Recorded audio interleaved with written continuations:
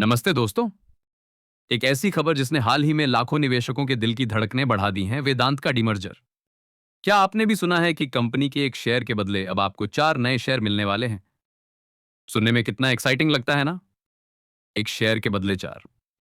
ऐसा लगता है जैसे लॉटरी लग गई हो। कई निवेशकों को लग रहा है कि उनके 10,000 रुपए की इन्वेस्टमेंट अब सीधे 40,000 रुपए हो जाएगी, या उनके 1 लाख रुपए सीधे 4 लाख रुपए बन जाएंगे। लेकिन क्या यह सच में इतना आसान है? क्या यह सिर्फ एक गणित का खेल है, या इसके पीछे कुछ गहरा राज छिपा है जिसे जानना आपके लिए बेहद जरूरी है?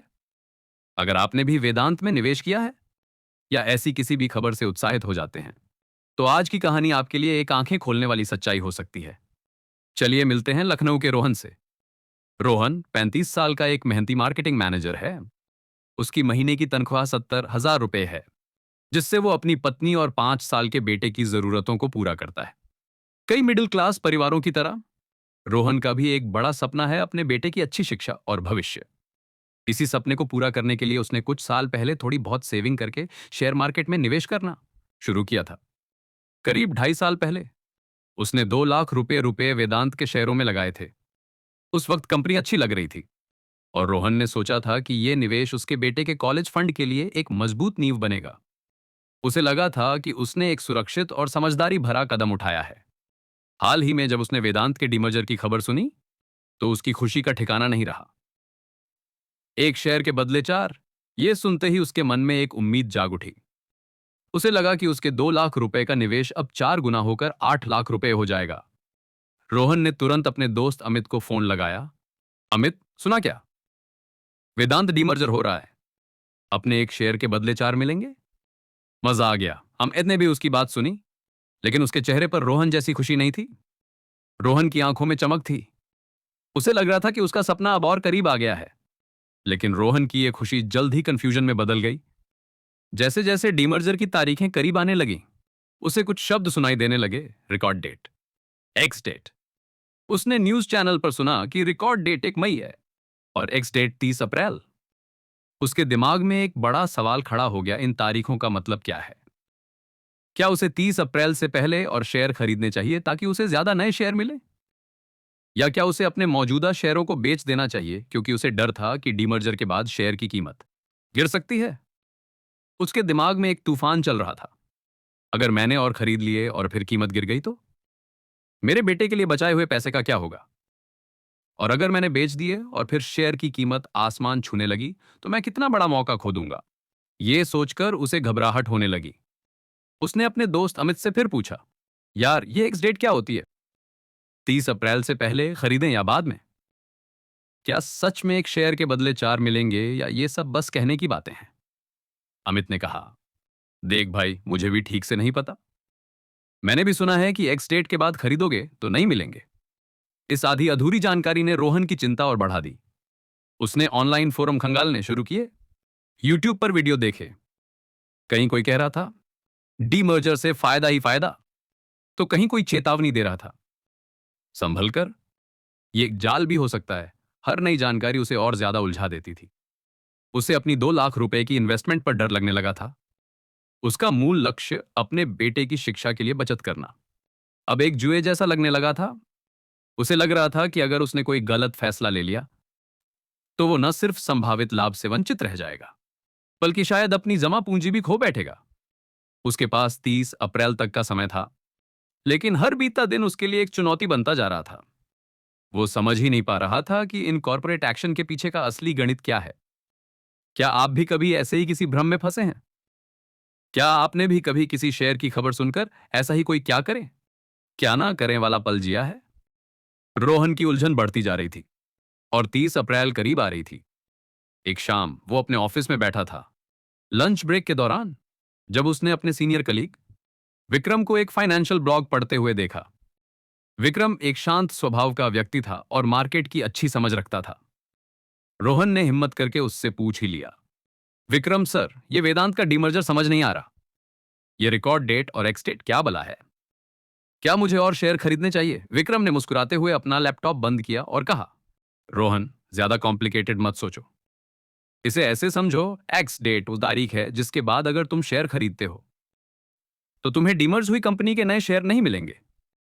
और रिकॉर्ड डेट वो तारीख है जब कंपनी देखती है कि उसकी लिस्ट में कौन कौन शेयर होल्डर हैं जिन्हें नए शेयर मिलने हैं। उसने आगे समझाया, अगर तुम 30 अप्रैल यानी एक्स डेट से पहले शेयर खरीदते हो तो तुम उन नए शेयरों के हकदार बनोगे।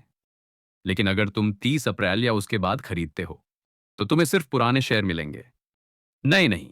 विक्रम ने एक उदाहरण देते हुए कहा, जैसे अगर कोई कंपनी डिविडेंड देती है तो उसके लिए भी एक्स डेट और रिकॉर्ड डेट होती है।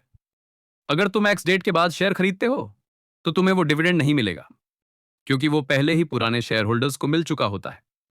डीमर्जर में भी यही लॉजिक काम करता है। विक्रम की ये सरल व्याख्या रोहन के लिए एक छोटी सी रोशनी की किरण थी। उसे अचानक समझ आया कि ये एक के बदले चार का मतलब ये नहीं कि उसकी पूंजी 4 गुना हो जाएगी, बल्कि कंपनी के मूल्य को ही 4 हिस्सों में बांटा जा रहा है।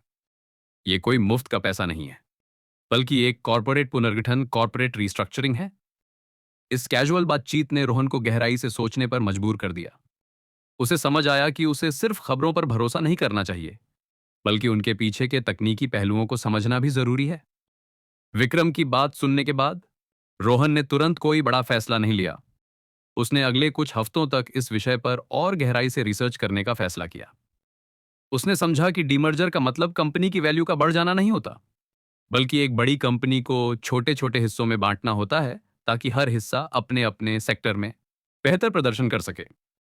उसने सीखा कि नए शेयर मिलने के बाद हर शेयर की कीमत आनुपातिक रूप से प्रोपोर्शनली कम हो जाती है, जिससे कुल निवेश मूल्य, टोटल इन्वेस्टमेंट वैल्यू वही रहता है, कम से कम शुरुआत में।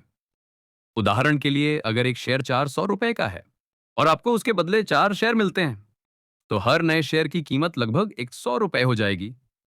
रोहन ने यह भी समझा कि रिकॉर्ड डेट से पहले शेयर खरीदने का मतलब केवल यह है कि आप नए शेयरों के हकदार बन जाते हैं, लेकिन इससे आपके निवेश का कुल मूल्य तुरंत नहीं बदलता। उसने लालच में आकर 30 अप्रैल से पहले और शेयर खरीदने का विचार त्याग दिया। उसने अपनी पुरानी गलतियों से सीखा था कि भावनाओं में बहकर निवेश करना कितना महंगा पड़ सकता है। उसने मार्केट न्यूज को सिर्फ हेडलाइंस के तौर पर नहीं, बल्कि एक डीप डाइव करके समझना शुरू किया। उसने कंपनी की फंडामेंटल्स को फिर से देखा, उसके डीमर्जर के पीछे के कारणों को समझा, जैसे कि विभिन्न व्यवसायों को अलग पहचान देना, निवेशकों को स्पष्टता देना आदि। ये एक रातों रात बदलाव नहीं था। कई शामें उसने अपनी पढ़ाई में लगाई, कई आर्टिकल पढ़े और कई बार उसे लगा कि ये बहुत मुश्किल है, लेकिन अपने बेटे के भविष्य का लक्ष्य उसे आगे बढ़ने की प्रेरणा देता रहा। उसने यह भी तय किया कि भविष्य में वो किसी भी कॉरपोरेट एक्शन को सिर्फ खबर के रूप में नहीं लेगा, बल्कि उसकी पूरी गहराई को समझेगा। तो दोस्तों, रोहन की इस कहानी से हमें क्या सीखना चाहिए? सबसे पहली बात, किसी भी निवेश संबंधी खबर को सिर्फ उसकी हेडलाइन से मत समझो।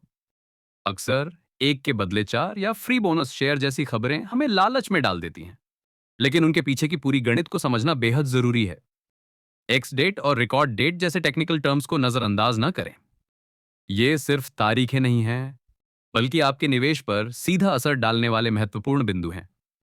हमेशा याद रखें, अगर कोई कॉर्पोरेट एक्शन हो रहा है, जैसे डीमर्जर, स्प्लिट, बोनस इश्यू, तो इसका मतलब यह नहीं कि आपके पोर्टफोलियो का मूल्य तुरंत कई गुना बढ़ जाएगा। ज्यादातर मामलों में कंपनी का कुल मूल्य वही रहता है, बस उसे अलग अलग हिस्सों में बांट दिया जाता है। आपका काम है उस कंपनी के फंडामेंटल्स को समझना और यह देखना कि क्या यह बदलाव कंपनी के दीर्घकालिक विकालिक विकास, लॉन्ग टर्म ग्रोथ के लिए अच्छा है या नहीं। जल्दबाजी में कोई भी फैसला लेने से बचें, खासकर जब आपके बच्चे की शिक्षा या आपके रिटायरमेंट जैसे बड़े लक्ष्य दांव पर हों। अपनी रिसर्च खुद करो और अगर जरूरत पड़े तो किसी अनुभवी वित्तीय सलाहकार, फाइनेंशियल एडवाइजर की राय लो, क्योंकि शेयर बाजार सिर्फ पैसे कमाने की जगह नहीं है, ये समझदारी और धैर्य का भी इम्तिहान लेता है। अगर यह कहानी आपको अपनी लगी तो सब्सक्राइब कर लो। मिलते हैं अगली कहानी में।